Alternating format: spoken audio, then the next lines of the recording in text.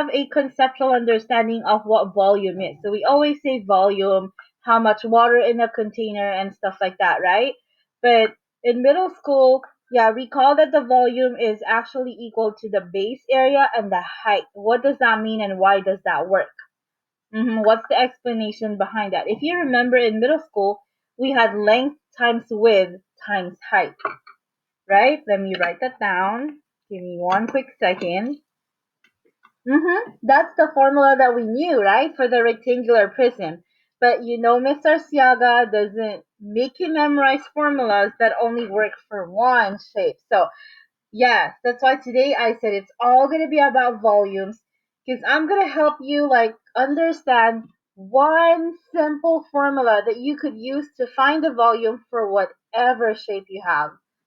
Yep. In fact, if you Google volume, it will give you a lot of formulas. It depends. Some even have pi, some even have slant height and all that stuff. So in middle school, we had length times width times height. So where did that come from? Because in a prism, yep, this is the height, right? And the length is the length of the base, and the W is the width of the base. So pretty much what are they doing?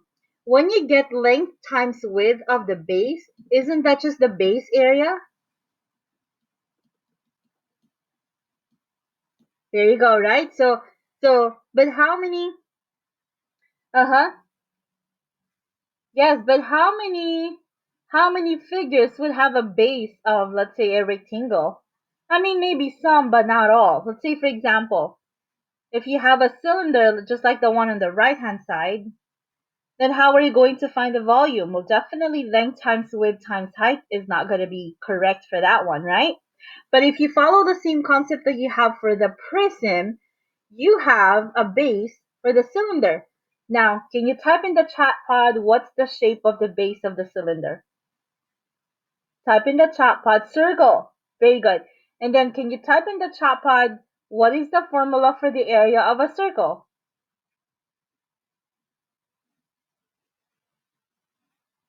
Or just say it if it's pi r squared. Very good. Yes, so I don't want you to memorize two different formulas.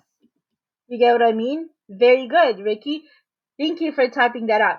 So because if you Google a formula for cylinder, for prism, they're all going to be different. But how many formulas can we memorize, right? Good for you if you're very good at that. Okay, so I'm going to simplify all these and also that for a pyramid, for a cone, yep, by using just one formula. Yes, and the formula that I'm going to ask you to write down later on is actually volume is equal to base area, because the base changes from one shape to the other, right? And height. If you can just memorize that, you'll be fine. Yes. So instead of your textbook, discussing volume of different shapes like 3 times in 3 different lessons, yep, what I would like you to look at is all of these shapes just have, a different shape. So, I mean, a different base. And what's the difference in all the formulas that you see in Google? It's just the area. It's just the area of the base because the shape is different. So in your discussion thread today, I have here like a very cool, illustration. Volume is just like pretty much stacking up papers. Yep, simplified formula. So area of the base times height, that's it. If you take that with you all the way to even when you go to pre-calc, yep, what's the formula for the volume? Base area over height. And then you're just going to ask yourself when you're solving, okay, what's the base of what I'm solving right now, right? For example, if you stack up post-its, yeah, so the base is a square or a rectangle. So get the area of the base because it's like you're stacking up so many post-its in one, right? But if you stack up some coins or pennies or whatever, right? So you're stacking up circles. And of course, circle has a different formula, which based on our previous discussion, it's pi r squared. Okay, so I want you to post, a very brief answer to this one. What is the volume of this prism? Okay, and when you twist the stack of papers, do you change the volume? Explain or why not? Explain why or why not. So can you do that like very quickly? I'm not looking for like a super long essay. Yep, go straight to the point.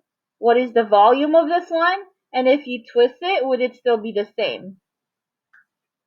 Okay, that's for the first one. Okay, so 32 inches, cubic inches. That's what your, yeah, your thingy, the caret, right, Ricky? So, and then James also said 32. Did you guys get that same one? You get the area of the base, which is 2 times 2, right? Which is 4. And then you times it by the height, so it's going to be 32. Now, if you twist it, would the volume still be the same? Yes or no? The volume doesn't change when twisted. And the reason for that is because, are you changing the base area? You're not changing the base area, are you? Are you changing the height? No. It can hold the same amount of liquid or it can, yeah. So the base, yes, neither the base nor height changes. That's good. Yeah, so write those down. You don't have to like explain, yeah, like in a paragraph form, just like write down your simple answers, just like what you did in the chat pod. Perfect. Now let's move on to this one. Consider the stack of coins right here. I forgot to like change that one right there. I most likely copied and pasted and I forgot to change that. So consider the stack of coins, figure A and figure B. Yep. Did the height of the stack of the volumes change? Did the height of the stack of the coins change? What do you think? All right, so if they are all lined up this way, the height is just the distance between the two bases, right? Yeah, so these shapes have two bases, the top and the bottom. Yes. Oh, now which reminds me. Okay, look at my example over here. This is the container of my something filter glass. Okay. So, if it's standing upright, this is the base, blue light filter. There you go. Yeah. I don't know. My husband just gave me this. Okay. Okay, so this is the bottom base and this is the top base, right? Now, if I go like this, can I still call these two the bases? Yes or no? Yes. Perfect. Because by definition, base is not just the bottom. Okay? Yeah. By definition, the bases are those that are parallel to each other. Get it? So if you have a box, there's not like one way to identify the base. I just don't have a box right now, but I can also have these two as the bases because they're parallel to each other. Does that make sense? Yeah, so gone are those definitions that say, oh, the bases are the ones on top and at the bottom. That's middle school definition. Bases are, yes, parallel to each other, and the height is the distance between them. So in other words, here, even if, yes, so even if your coins are arranged this way, yeah, their height will still be the distance from the top base to the bottom base. Yeah, so consider this similar to when you have an obtuse triangle. Remember when we were doing decimals? And yep, the altitude of a triangle is actually the distance from here to the segment parallel to the base. So even if it's tilted, is that the right word for this one, right? It's tilted. Yep, it would still be the same for the height for figure B and the height of figure A. All right. Okay, so find the height, or did the height of the stack of coins change? Answer that quickly. And then number 4, did the volume change? Did the volume change? No. So what conclusion can you make about the volume of a cylinder? Right cylinder is the one that's straight up. The slanted one, here's a new word for us now, oblique. Oblique. Yeah, maybe I said it wrong, so just Google that. I'm bad at English. So oblique cylinder. Yep. All right. So answer those quick questions. Those are your required discussions for today. Yep, I will try my best to catch up on grading. Yeah. So I do hope that that discussion thread, kind of gives you a clearer idea of what volume is about. Because, yes, if you understand that concept, that, it just pretty much depends on the base of the shape, you'll be able to find the volume of any solid figure. Okay. So finish that discussion. I'll give you 1 more minute and then we're going to write on your foldable. We're going to write on your foldable. For those who are done, where is the discussion? Oh, it's not showing? Let me see. Edit. It's, oh, it's because I took this out. Yeah, sorry. I haven't changed that. Yeah, because when I upload stuff, I put them in the ungraded temporarily so they don't affect your grade. Okay, so now it should appear if you refresh your browser. Yeah. Sorry about that. Okay, I'll give you some time to work on that.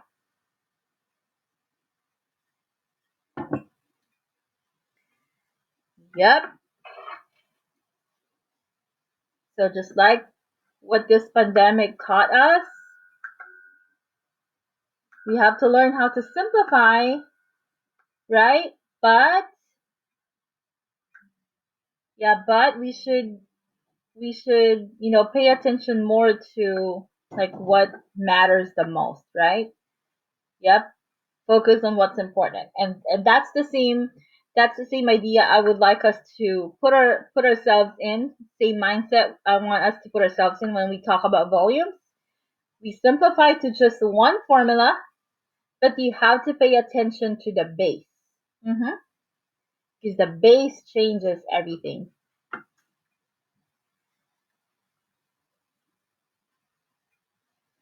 Okay. Let me know when you're done. Which one do you like better? We started second semester putting notes in OneNote, and then I don't know, recently I just tried putting some notes in Schoology because some people like, where is the notes? Like they text me, where is the notes? Yeah, so I don't know which one works better. Which one? I mean, you're never gonna have me again next year, but I'm just trying to get some feedback on how I can make my class better for the people next to you. So is it good if the notes are also embedded in Schoology or just too much? Yeah, if it looks like this, it means it's not graded. Okay, you ready? You're done with your discussion? Yeah, and then I kind of liked it too because I can also include the videos like right there and then. So for those who are trying to do their makeup work and they don't have internet and stuff, stuff like that, they don't text me anymore. I think it's more obvious for them when it's in Schoology. Okay, are you ready now? So foldable. Schoology, better in Schoology. You don't keep flipping. Yeah. Yes. And in fact, this one gets saved in your archive. I just like OneNote because I think OneNote is good for presenting. Yeah. How do I do this? Okay. So I numbered this page 11.5. See it? I drew a picture of my prism, rectangular prism. Uh-huh. So I label the base and the height, and then I write down the formula. Volume is equal to base area times height. Yes, in Schoology it says capital B times H. But you know me again, I try to like write them in words. So even though you're just looking at a formula, it still makes sense. You don't have to think, what is B again? What is height again? So it's just right there. Base area times the height. If you don't like that strategy, then just come up with your own, whichever makes sense to you. Okay. Any questions so far about this formula? We're gonna look up some examples later, don't worry. Yes, yeah, okay. And of course, if you need more examples, I have some screencasts right there, but let's move on to the next one, okay? And then we'll do the examples all together. Okay, now we gotta write this one. You see this one? So draw an example of a cylinder, but just like what I said, where did the pi r squared come from again? It's just the area of the circle. Very good. So if you know base times height, the same banana. Okay, so draw a cylinder on that page. Yep, so draw a cylinder, whether it's a right cylinder or an oblique cylinder, it's the same thing. So I'm drawing a cylinder. Please do that as well on your foldable. Okay, you label the radius. And of course, the radius on top and bottom must be the same. Okay. Yep. And just like what we said earlier, volume is equal to capital B times H. So what am I writing? Like this.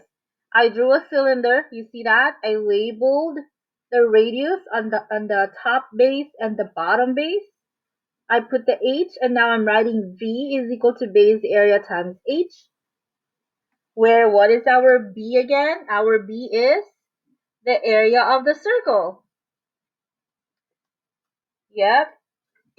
So I hope that when you Google that formula, you don't just say pi r squared H.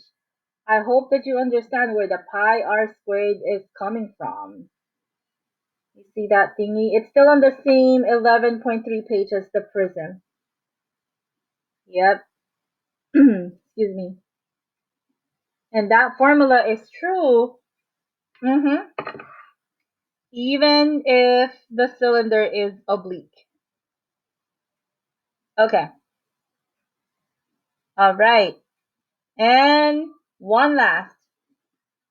Yep, it's all about volumes, and all of these are related to the BH formula. So I want to put all of them together. Okay, so this is 11.5. I just want to be consistent with how they're numbered in the book. So now you're going to go to 11.6. Yep, 11.6, and we're going to write down the volume of a pyramid.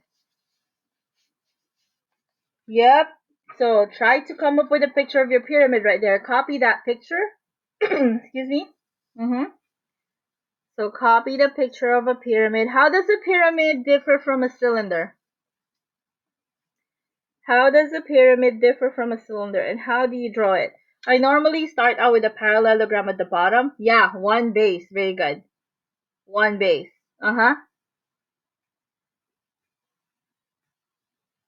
Yep. So I start out with a parallelogram, and then I plot one point on top, and then I just connect, I just connect the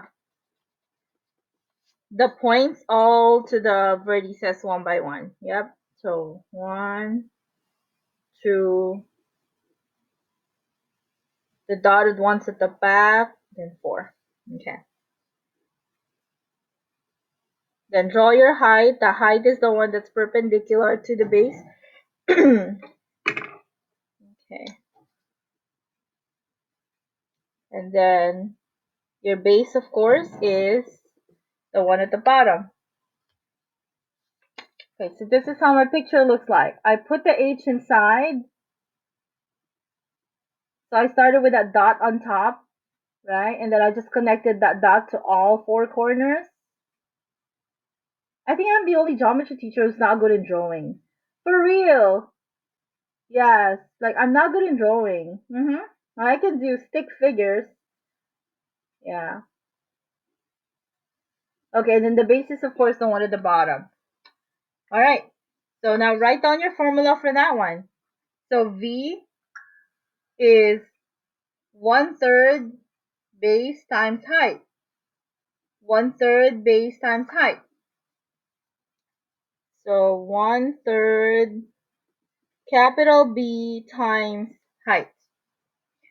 Yep, so nothing is new. It's still the base times height, right? And we'll try to look at examples later on. Yep, there you go. Okay, and one last. It's up to you if you want to make another page for this one, because in the book it's on a different lesson. Yeah, but still about volume. So it's up to you if you want to create a new page for the cone. I strongly suggest create a different page, because later on we're going to go back to each page again and write another formula for the lateral area. Yeah, today is all about volumes. Okay, so I'm on the next page. I'm creating a new page for 11.7, which is cone. Yep, so I'm gonna draw, yeah, a sample of a cone again. Oh, the it's the BH over 3. BH over 3. Uh-huh. Yeah. So think of it this way, Ismail. If there are two bases, it's just B times H. But if there's only one base, like what we're looking at now, the pyramid, and the next one would be a cone, it's 1/3 B times H. 1/3 B times H. Yep. Okay.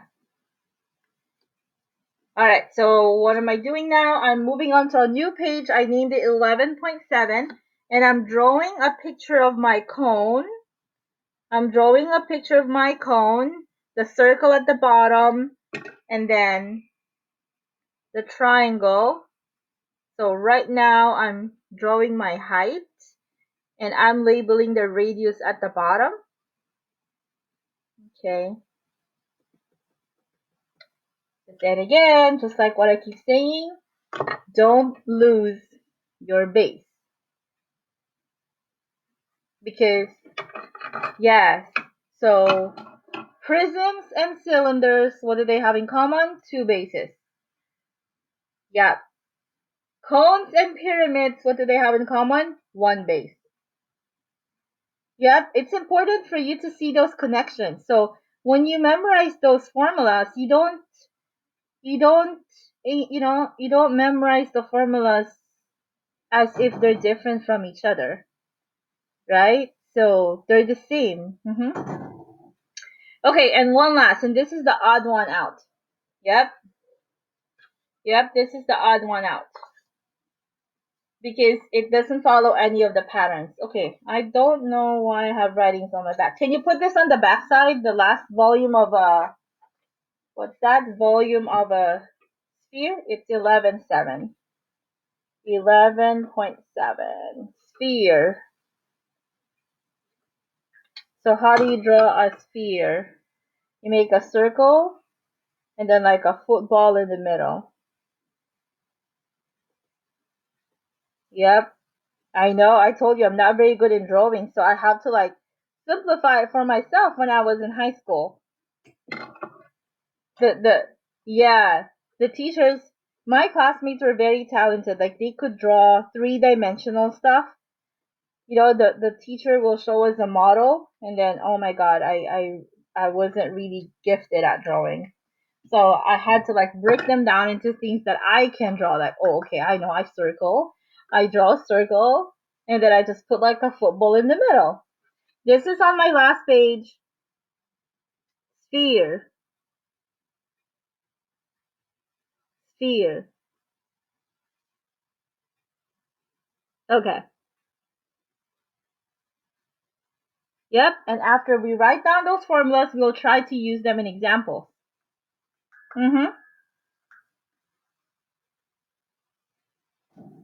Okay. So I'm gonna go back up. The simplest one is, of course, the one for the sphere, because it's just, plug in the radius and that's it. Yeah. So where did I start? Okay. Let's do this. 11.5 practice. Let me see if this is the one that I wanted to do.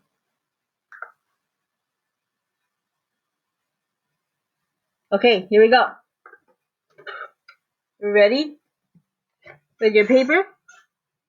Well, sometimes you don't need a paper. You could just put it, yeah, do it in your head. Okay, so let's start. Volume is base area times height. Okay, well, the height is pretty obvious, right? It's 13. Why? Because these two are the bases, because they're parallel to each other. Okay, now your base is a triangle. Does that make sense? Okay, now how do you find the area of a triangle? How do you find the area of a triangle? Very good. Base times height divided by 2. Yep. Okay, so the base is 13. What's the height of the triangle? Well, they kind of match. If there's 5 there, that's also 5 there. If this is 13 here, that's 13 here. Make sense? Yeah, sometimes instead of giving instead of giving 5 and 13, they give, let's say, 13 and the hypotenuse, and then you got to use the Pythagorean theorem to find the height. Yeah, to make it interesting. So 13, my 13 looks like a letter B. My bad. Okay. So 13, and then the height of the triangle is, how much was it? 5, and then divided by 2. Does that make sense? So don't be confused, okay? This height is the height of the prism, while this height is the height of your triangle.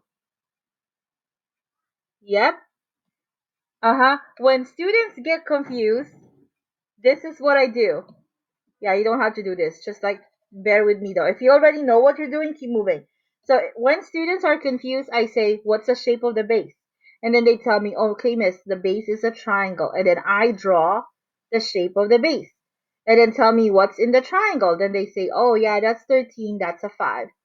Okay, and then how do you find the area of that triangle? And then they say, oh yeah, 13 times 5 divided by 2. And then they multiply it by the height of the actual prism. So sometimes if it helps you visualize, because remember, this works for all, but the base changes. So you follow the base. Yep. Okay, so what's the final answer here then? Yes, what's the final answer?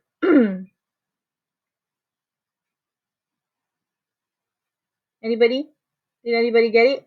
Well, 13 times 5 times 13 all over 2. What is that? 422.5.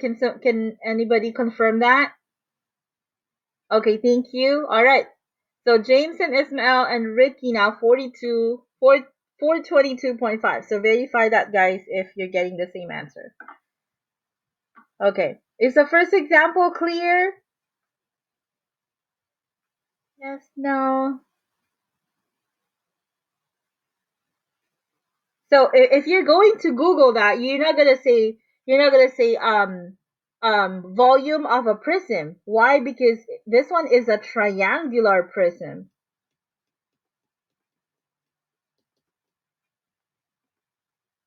So we don't divide by 3 for the prism. Okay, what did I say earlier? If it has 2 bases, it's B times H. You don't divide. It has 2. When do you divide? You divide when it only has 1 base. And you don't call that a prism. You call that a pyramid. Did that make sense? Did the difference make sense?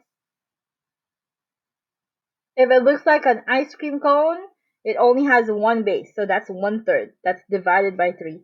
If you have 2 bases, top and bottom, yep, it's a prism. So you don't divide.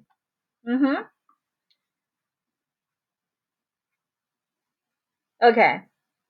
Does it make sense? Yeah, I just want to make sure that you're getting it, because is there a simpler way? That's a good question. Okay,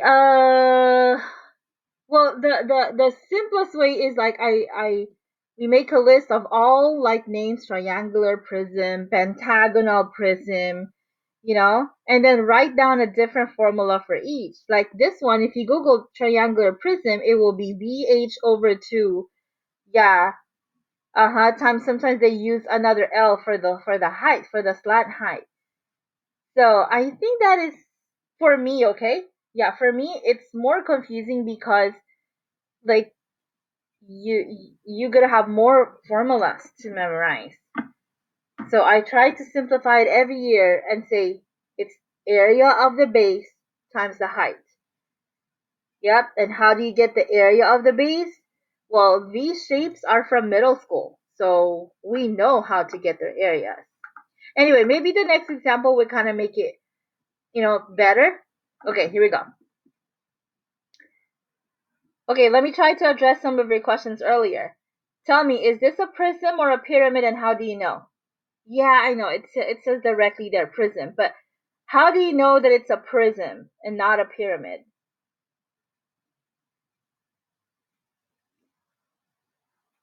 Huh? 48. Where are you? Number 2. Yeah, I just started in number 2. No, my question was, how do you know the sides aren't triangular? Well, remember I said the bases change. So what do you call this prism? What do you call this kind of prism? Oh, yeah, that's true, Ricky. So what do you call this kind of prism? Yeah, it is. Okay, you're not answering my questions in the chat. What do you call this type of prism? What's the base? What's the base? No, no, no, no. Like earlier, I said triangular prism because the base was a triangle. What's the base here? It's not a rectangle. What do you call this? Ooh, you forgot. Look, this is the base, the one in the front and the one at the back. Very good, Mishka. Uh-huh. A trapezoidal prism. Perfect. Yep. So the base is the boss. Alright, you guys? It tells you what formula to use. Yes, and it also tells you what the name of the prism is. So it's the boss. Uh-huh. And how do you know that those are the bases? Because they are the ones that are parallel to each other. You see two of that at the back and at the front. There's two of these, but if you extend these planes, they would meet, so they're not parallel.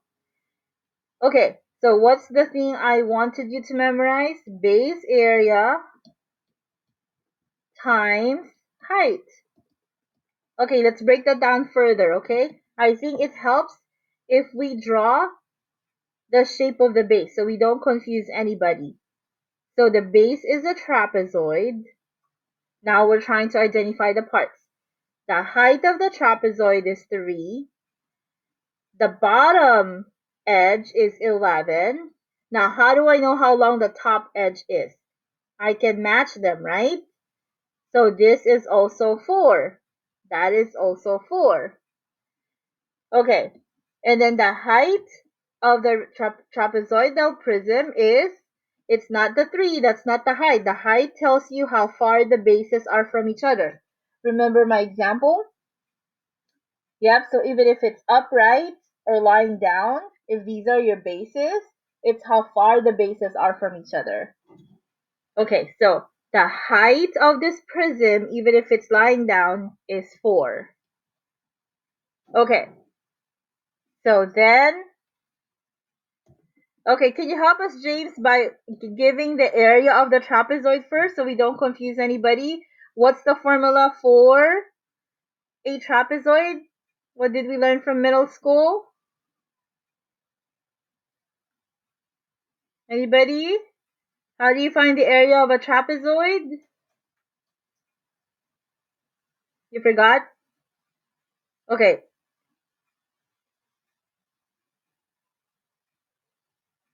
Alright, so to find, there you go. Very good, Ricky.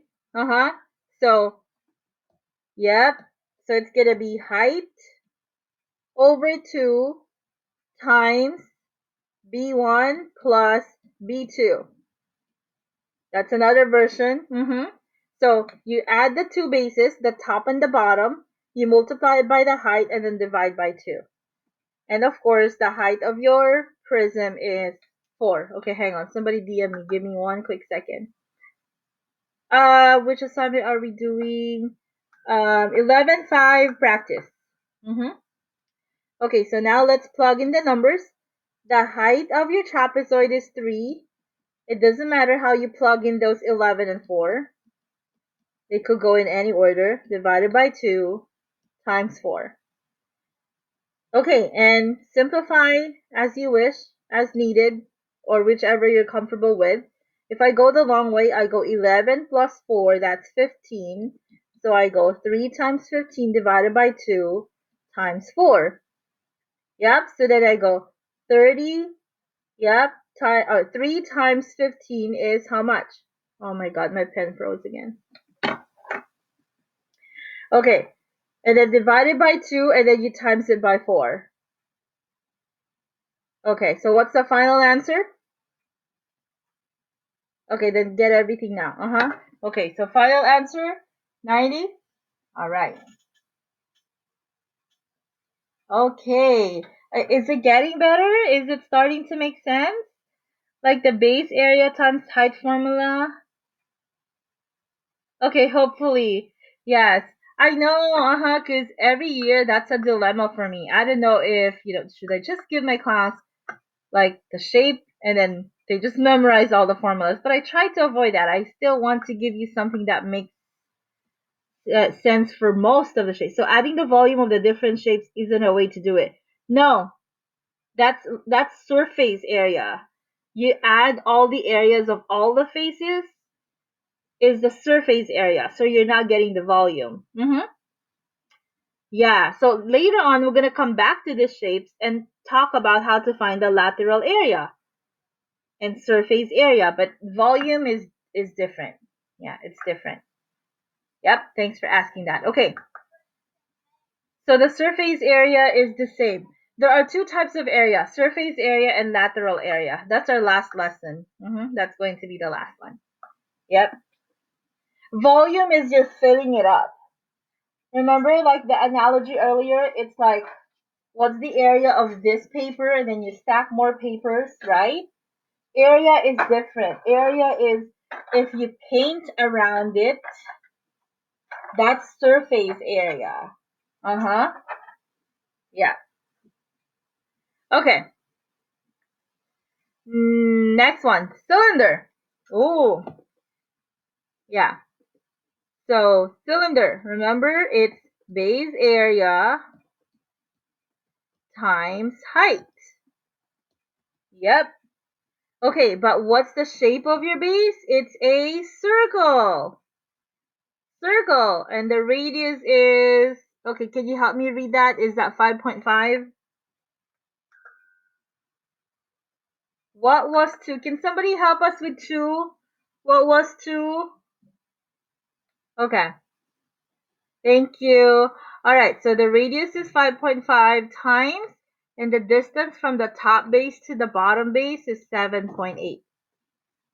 Okay, and then if you get the area of a circle, it's pi r squared times 7.8.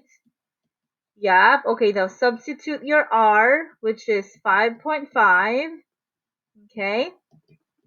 All right, now you're going to help me with this. I don't know how to do this in my head. 5.5 squared, that's going to be 30.25. I don't know if my guess is right. Okay, and then you're going to times it by pi, which is 3.14. And then whatever that is, you're going to times that by 7.8. Okay. So you guys figure that out. Just square and then okay, so two people said 741.26. Okay. Did everybody get that? 741.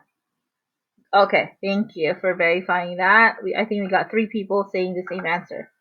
Okay. A custom fish tank shaped like a rectangular prism. Rectangular prism. So it's a prism with a rectangular base. So how do you draw that? Yep. Okay. So I normally start with like a parallelogram, so it's kind of tilted, and then I draw like another parallel one on top. Yep. Are they lined up? Oh my god. That's not very pretty. Okay, did I just like, connect, then connect, then connect? Okay, so that's a rectangular prism because the base is a rectangle, but just so you can see it from a different angle, you start with a parallelogram. Uh-huh.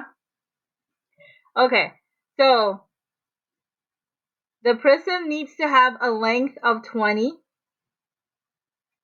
Yep. A width of 18. So you see, like I'm going length times width for the base. And then now the volume has to be 8,550. Uh-huh. Okay, and James gave us an equation.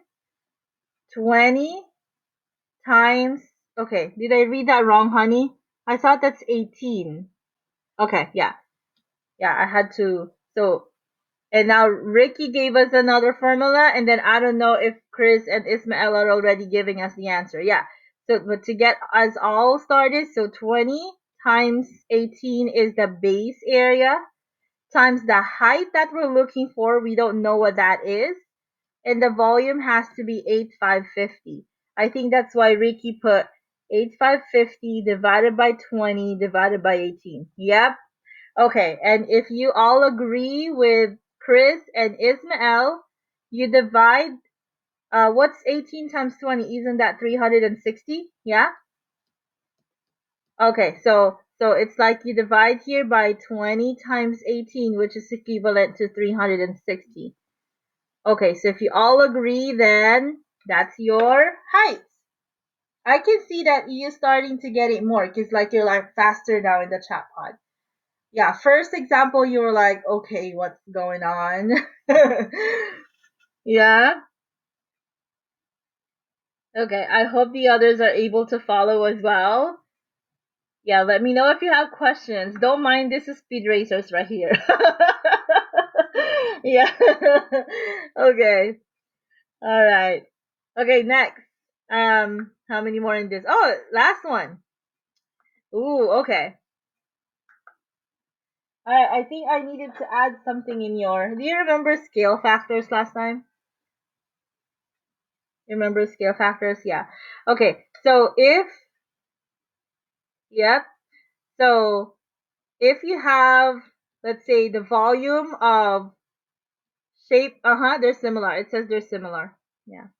So if you have the volume of a bigger shape divided by the volume of, let's say, a smaller shape, okay, the scale factor is actually just the ratio of any corresponding parts. Yep. To the third power, cubic. So it could be, yeah, so it could be the height, or it could also be the radius, whatever they are, whichever is given. Yep. So I think it's 178 because the radius of cylinder Y is half the radius of cylinder X. Ooh. Okay, so let's figure it out. So let's say this is your volume 1 and this is your volume 2, yeah? Or shape 1, shape 2. Okay, so the volume of cylinder Y, which is cylinder Y. Maybe I should rewrite my formula using the X and the Y so you don't get confused. Okay, so I go cylinder X. Well, if you're done, keep going. You know where to find the next one, right? Just look for the next green icon and yeah, keep going. Don't wait for us. Okay, yep. So cylinder X is equal to cylinder Y. And now which ones of these I'm going to pick as a scale factor? I don't know the height, right? But they're given the radius, so I'm going to match that. So I need to get the radius of the X cylinder over the radius of the Y cylinder, and then I need to cube that scale factor. Uh-huh. Okay, so yeah, so the volume of cylinder Y is 89. The volume of cylinder X is we don't know. So volume of X we don't know. Equals the radius of X is 4 and the radius of Y is 2. You have to cube that though. Okay, so by cross multiplying, well, you can make this one 4 times 4 is 16 times 4 is 64, right? So Vx over 89 is equal to 4 times 4 is 16 times 4 is 64, and then 2 times 2 is 4 times 2 is 8. Okay, and then, oh, maybe I should not use a lot of equal signs. So Vx will now be equal to, what is 64 divided by 8? That's just equal to 8. And then you multiply it by 89. So what is Vx equal to? So what is 8 times 89? 712. There you go. Yep. So remember, if they were just flat triangles or shapes, yes, your analogy earlier would work. That, oh, it's half this one, then it's also half the other one. Yep. But for volumes, the relationship is different. You have to cube the scale factor. And that's how the volumes are also related. Yep. If you remember, we had scale factors before, but we had to square them, right? We had to square them. I forgot the lesson number, but yeah, the scale factor squared. But now it's the scale factor to the third power because it's volume. Just think of it this way: it's three-dimensional. If it's area, it's two-dimensional. So you square the scale factor. If it's volume, it's length times width times height. So that's 3 dimensions. So you cube the scale factor. If it's a triangle, it's a flat shape, so just one-dimensional. Then the scale factor is the scale factor. Okay. Did we finish this? We did, right? Okay. Then turn that in. Okay, let me see what's next. We did 11.5. Okay, now let's go. Okay, we have 2 left. Here we go. Cones. Oh, this only has 4. Yeah, instead of like putting them all together in one, I tried to separate them from each other because last time, remember, we couldn't even finish them all in one cell. Okay, here we go. A right cone. What does a right cone mean? It's just that the height is perpendicular to the base, like this one. So a right cone has a volume. What's the formula again for the volume? What's the formula for the volume? The base is a circle, yeah. So area of the base times the height divided by 3, or I should be using over 3 instead. So it's easier to like cross multiply. Alright, why is it 1/3 again? Because it only has one base. Yep. And I hope you can find there is a lot of simulations in YouTube. Like you Google why is the formula for a cone 1/3, and they have a lot of cool simulations. Yep. Okay. So the base is a circle, and then the height is, of course, the height of the cone like this. All over 3. Yep, I know, James, that will be like a cool simulation. So find a sample video on YouTube and see if you can simulate that in Mr. Ferguson's class. Yeah, like from a prism, like show that the volume of of a pyramid is actually like 1/3 of the volume of the prism. I know, that's cool. Okay, where are we?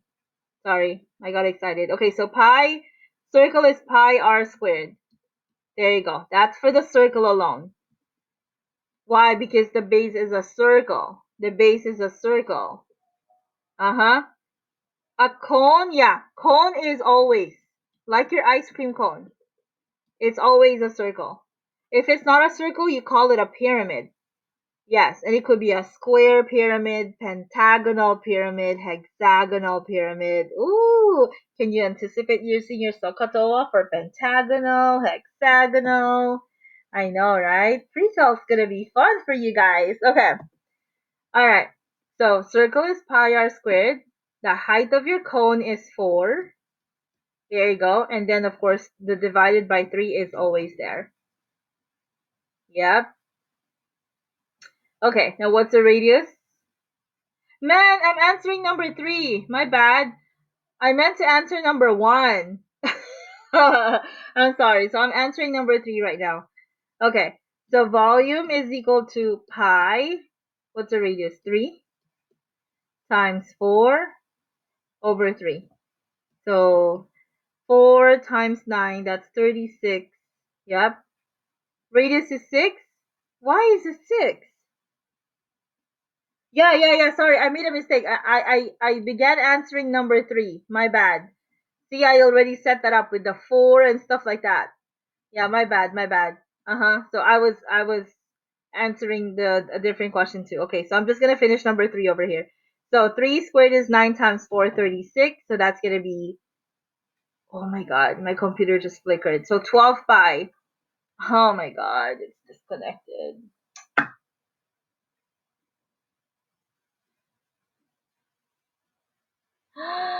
Hi. Deep breath. You've gotten used to it. It's gonna come back after you sing. Okay, we'll keep going. Keep going. Yeah, you guys do it. Lift your head. Come on, come back. Come back. Okay, am I back? Uh-huh. Okay. Yes, and they're all gonna watch how crazy I was today, huh? Okay. All right, let's move on.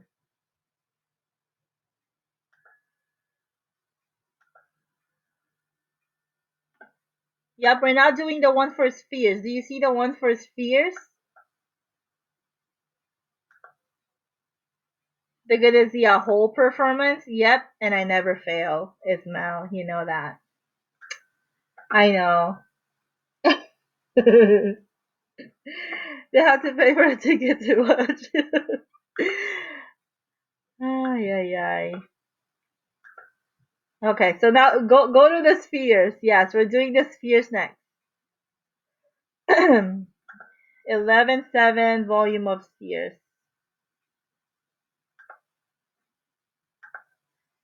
Oh, please tell me I'm sharing now. I am. See, I was like in the Monday link.